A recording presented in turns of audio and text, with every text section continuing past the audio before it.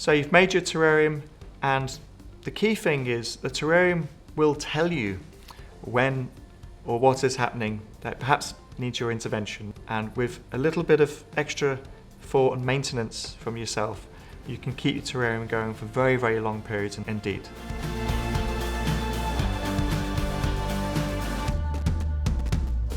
How do we maintain it? Well, the first step you need to do is to add a little bit of water just to kickstart that initial ecosystem for them. What I use is a small little watering bottle like so, and most importantly, you don't want to spray the leaves of your plants because you could inhibit certain bacteria that could start mould early on. What you can do is set your sprayer and set it to the direct spray nozzle.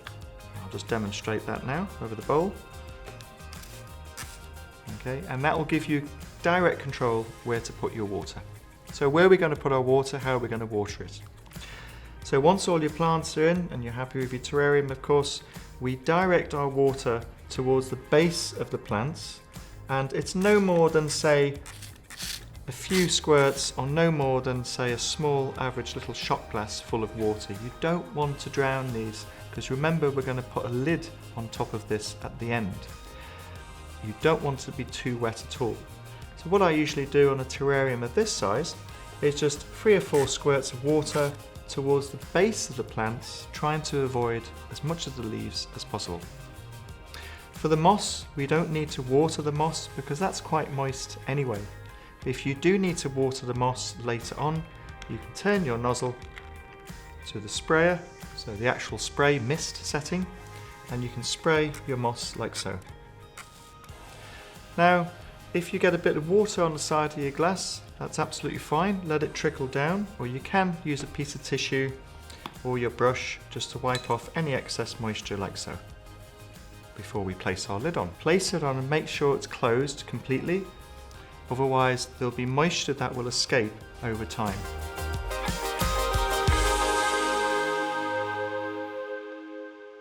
So after you've watered your terrarium, the best place to put them into your house is in a north-facing position or an east-facing, i.e. not too much sun.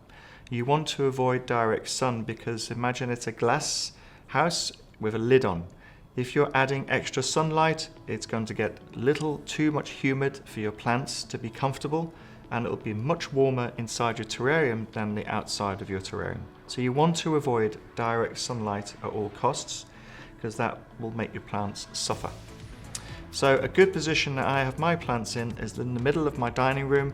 It's between east and south facing windows. The sunlight is coming in like so.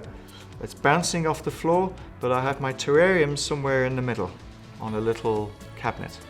If my terrariums are slightly at the side in that direct sun, that's when you could potentially face some high humidity problems. And plus your plants will grow rather quickly because the idea of a terrarium is to keep your plants fairly small for long periods of time and not too much maintenance. So what we need to do next, we need to remove our lid from our terrarium for the first 24 hours, about halfway across, and just leave your garden to sort of aerate.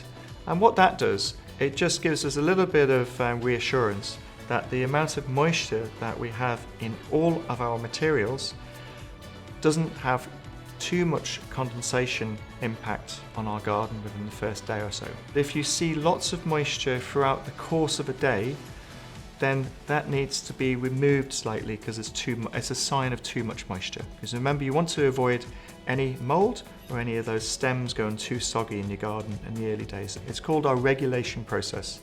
So regulating the amount of moisture inside a terrarium is very important, especially in the early days of making it fresh. So remember folks, take your lid off if you see too much moisture.